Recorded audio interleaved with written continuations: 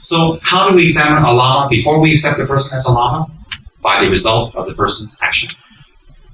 To examine directly, you will have to be at that level or higher. At that level or higher.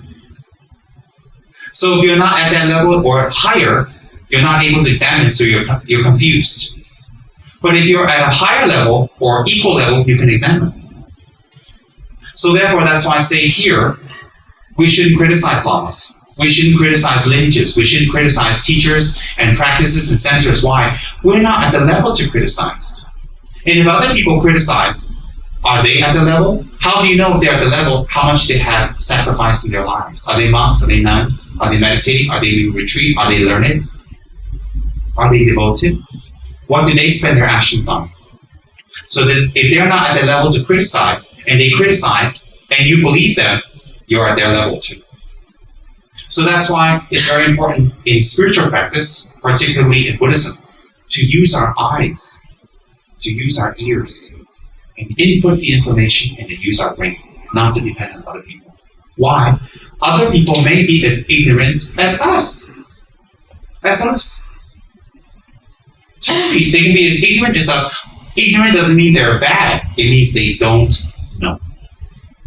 So when they don't know, and they blabber on, and they talk on, and they criticize on and on and on, they can be potentially taking you away from something that can be a potential benefit to you and many other beings.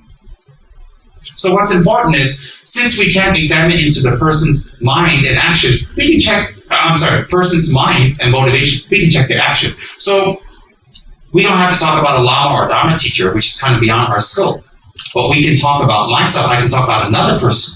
We can check the other person, what activity they're very interested in. And for most cases, their body shape, the discipline of their body, their physical appearance, the way they dress their clothes, their house if we get to see, how neat or unneat, their cars, how they drive, how they focus. All these things we can see into another person because that's the result of their mind to see what level they are at. Very clear. I'm not asking you to be judgmental. I'm using that as an example, logically, to tell another person's state of mind. So the person's consistently overweight, consistently, due to that, they're unhealthy, or they become lazy. That shows you clearly their mind that they don't exert any type of 6-paramita effort. Zero effort. Sometimes they have a family problem of obese or whatever. That's different. I'm talking about normal. If some people are very attracted to gossip, very attracted, maybe you tell them something negative, they're very interested. But if you tell them something positive, they're not interested. It tells you the level of their mind. What is the level of their mind? They don't judge or come to conclusions based on facts, based on information, or based on research, because they don't apply the effort to know more. But they base their conclusions on hearsay and gossip. And therefore, if they do that, they bring harm to themselves and others. Why? If they can gossip about others, they create the karma that others will gossip about them. When others gossip about them and say negative things about them, they cannot cry or be sad and say, I'm misunderstood. Nobody understands me. Why did they say that about me? Because you create the karma for that by being that same way. And if we gossip about someone or something that's higher level than us, in this case like a high lama, or reincarnation, or a great master, the karma is even more powerful to come back to us. Why? Let me give you logic. If you slap a dog, it's very bad.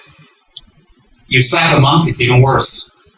If you slap the Buddha, the karma is even higher.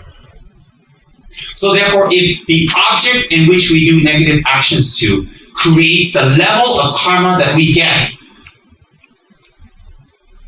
definitely, if we criticize high teachers and high masters, it's very dangerous. It's very dangerous. Why is that? If we can make offerings to Kuan Yin, and we get blessings, as opposed to making offerings to a dog, if we make offerings to a dog, we get some good karma. But if we make offerings to Kuan Yin, we collect merit, and the merit is much greater because of the object.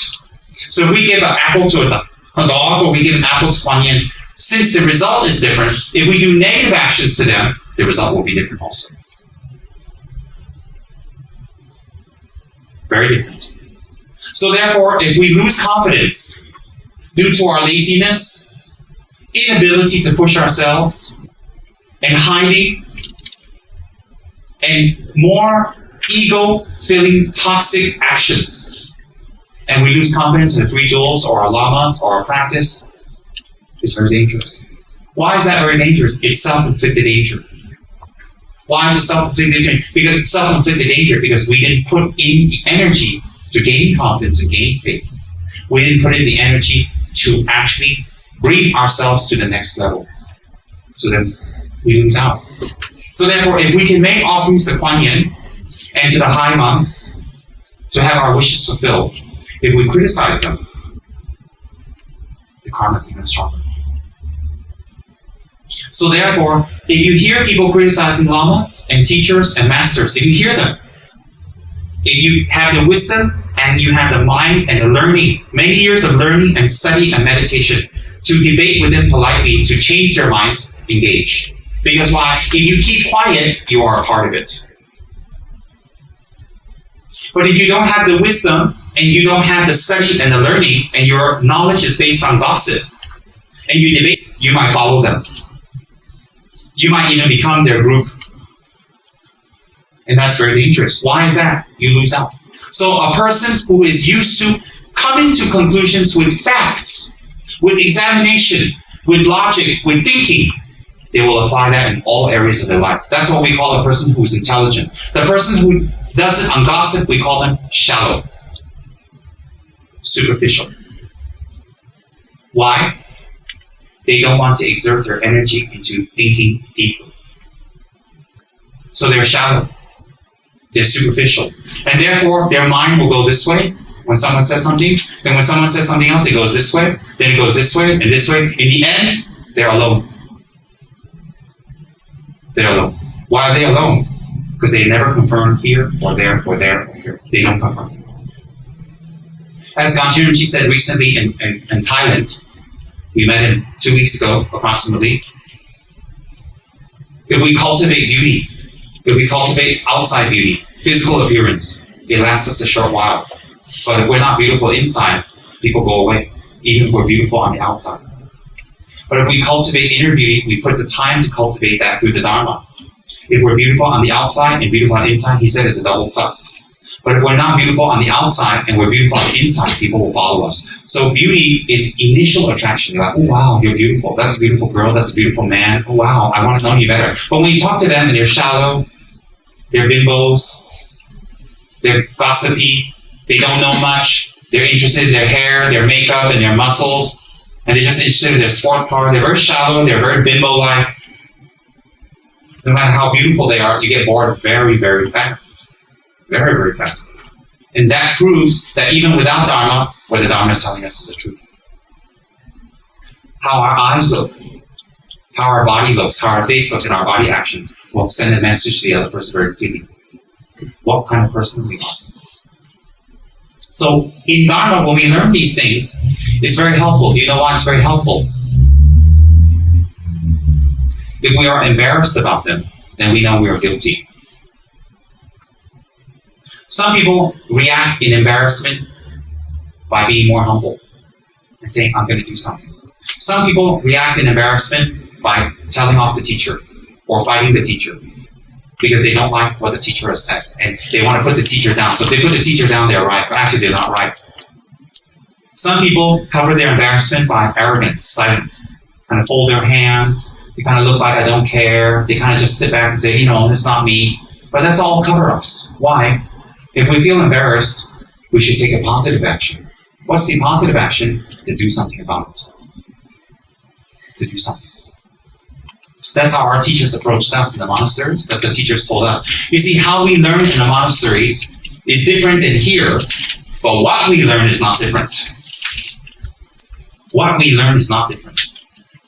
How we approach the Dharma here and in the monastery is different. But the result and the motivation is not different. It's not different. So therefore, lamas, high lamas, can manifest incredible crazy wisdom. Why is it crazy? You say, oh, why would a lama act like that, embarrass himself? Because he loves you so much. Why doesn't that lama act the way I feel a lama should act? Because you're so attached to the way a person should act. That's why the lama doesn't act that way. To break your attachment. If the lama is like that all the time, he would be like that with every person. With every single person, he would be like that. How come he's selective in who he's like that with? Selective. If he's selective in who he acts with like that, crazy or loud, it means he's training. If the lama is like that with everybody, then he's not training, he's like that. If you go to a crazy house, no matter who comes to the crazy person, they're going to act crazy to you. You could be the president, you could be the prime minister, you could be the most beautiful lady, you could be a bum on the street, they react to you the same way they would react. But if a person reacts differently to the other person, two ways, two conclusions. Either they have an agenda, or they don't have an agenda. Isn't that tricky? So if a person acts differently with different people, either they have an agenda, or they don't have an agenda, a bad motive. Agenda is bad motivation. It's very tricky. So how do we look at that? Let's go deeper by seeing the results of the actions, long term. We check the lama's motivation. Is the lama surrounding himself with luxury wealth? Is the lama surrounding himself with jewels and lots of money for himself? Is the lama surrounding himself with beautiful houses and beautiful women and beautiful everything that you have? Or is the lama trying to surround himself with dharma objects, dharma items, dharma people, dharma motivation, dharma work, dharma projects? That's how we check. So the lama is always talking about dharma projects and dharma work and dharma motivation and moving you dharmically and talking about dharma all the time.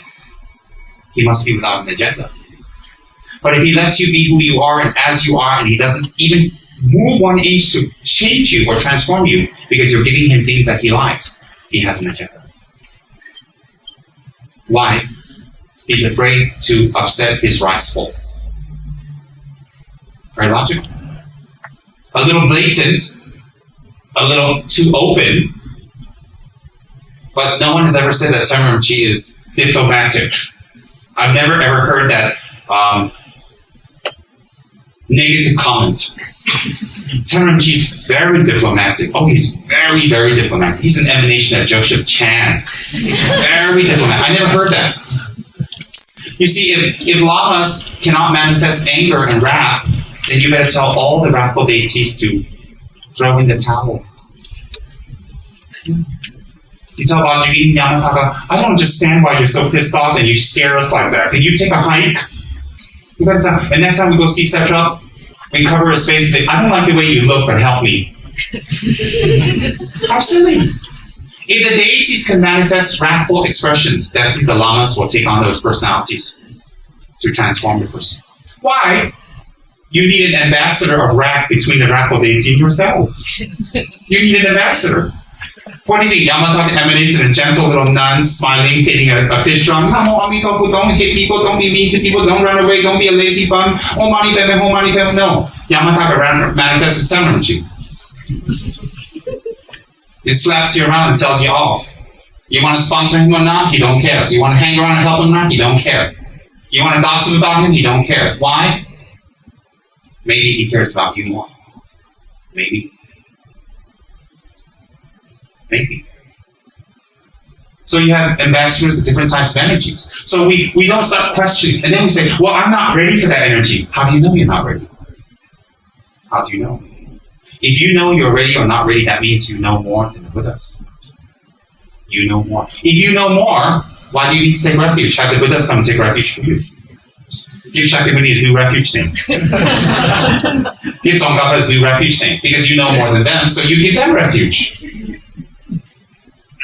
And then you send Setra to the corner and tell him to calm down and have a glass of milk before he comes for refuge. I mean, how ridiculous. There's nothing to understand because you're not at the level to understand.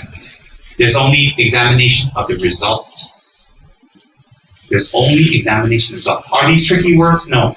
I'm not telling one person in a room without recording. I'm being recorded all over the world. I've got plenty of people in this room, and most of you are intelligent. Most. Who can say, wait a minute, there's something wrong there? And most of you are awake. Most. So if I'm going to tell you in a room secretly, I give you a drink, and after you drink the drink, you're kind of sleepy, you don't know why. So you say, wait a minute, there's something wrong here. I'm saying it openly, in front of everybody. It goes all over the world. It gets broadcasted everywhere. So if there's something wrong, you're going to get a bombardment of emails. I'm not afraid of what I'm saying. I'm confident. Why am I confident? I watched my mind trick itself that way. I've seen my other friends' mind trick themselves. And I have a lot of friends, not even in this country, outside, that you guys may know or not know about. And some of them are very desperate situations these days, very desperate, where they've actually gone back to their countries and went back to square one. All the things the Lama told them to do, they didn't do. Recently, I met one of my Lamas. He told me, we were talking about this one student, and the student had to go all the way back to their country and go back to study and go back to work and go back to live with his mother. He's already in his mid-40s.